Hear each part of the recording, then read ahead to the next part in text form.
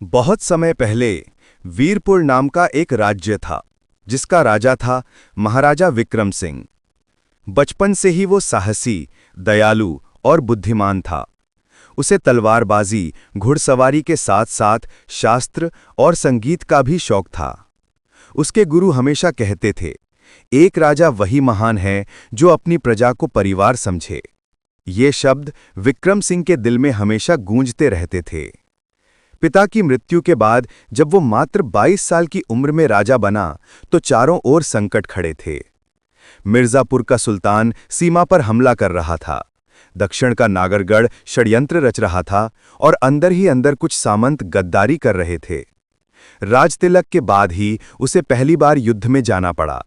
सेना थकी हुई थी, लेकिन विक्रम सिंह रात को भेज बदलकर अपने सैनिकों के बीच गया और बोला, वीरपुर हमारी मां है, क्या कोई बेटा अपनी मां को दुश्मनों के हवाले कर देगा?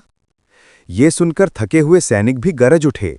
अगली सुबह उसने खुद तलवार उठाई और अग्रिम पंक्ति में लड़ते हुए मिर्जापुर के सुल्तान को हरा दिया। इस जीत के बाद लोग उसे वीरपुर का सूर्य कहने लगे। लेकिन विक्रम सिंह केवल युद्धप्रिय राजा नहीं था, वो न्यायप्रिय था। हर दरबार में गरीब किसानों से लेकर बड़े सामंत तक अपनी बात कह सकते थे। कई बार वो भेज बदलकर प्रजा के बीच जाता और उनकी परेशानियां सुनता।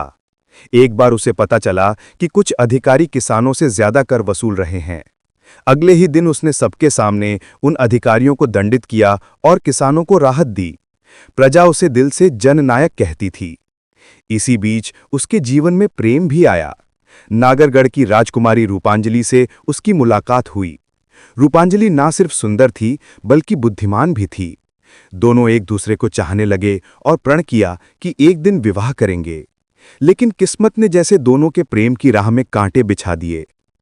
नागरगढ़ का राजा चंद्रसेन, जो विक्रम सिंह का दुश्मन था, उसने इस रिश्ते को अपनी हार समझा और मिर्जापुर के सुल्तान से मिलकर वीरपुर पर हमला करने की योजना बना ली। सबसे बड़ा घाव तब लगा जब वीरपुर के ही सामंत जयचंद ने गद्दारी की। उसने दुश्मनों से हाथ मिला लिया और किले का दरवाजा खोल देने का वादा किया। विक्रम सिंह को जब युद्ध के दौरान यह खबर मिली तो उसकी आंखों में क्षण भर के लिए आंसू आ गए। उसने सोचा, बाहरी दुश्मनों से तो लड़ लूंगा, लेकिन जब अपने ही धोखा दें तो दिल टूट जाता है। फिर भी उसने हार नहीं मानी।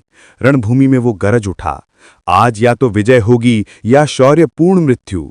याद रखो, हमारी आत्मा अमर है और हमारी गाथा आने वाली पीढ़ियों को प्रेरित करेगी। तलवारों की टकराहट, घोड़ों की टाप और सैनिकों की गर्जना के बीच वो आगे बढ़ा। उसने नागरगढ़ के राजा चंद्रसेन को परास्त किया, लेकिन तभी पीछे से गद्दार जयचंद ने वार कर दिया। विक्रम सिंह गंभीर रूप से घायल हो गया। खून से लथपथ वो जमीन पर गिरा, लेकिन आखिरी सांस तक हार नहीं मानी। उसने अपने सैनिकों को पुकारा, वीरपुर, कभी हार मत मानना। मेरा शरीर खत्म हो सकता है, लेकिन मेरी आत्मा हमेशा तुम्हारे साथ रहेगी। उसकी आंखों से आंसू बह रहे थे, लेकिन उनमें डर नहीं, केवल शौर्य और विश्वास चमक रहा था। विक्रम सिंह का बलिदान देखकर वीरपुर की सेना और भड़क उठी। उन्होंने दुश्मनों को हरा दिया और गद्दार जयचंद को दंडित किया।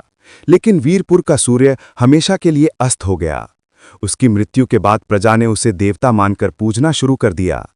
राजकुमारी रूपांजलि ने आजीवन उसका स्मरण किया और राज्य की सेवा में जीवन समर्पित कर दिया।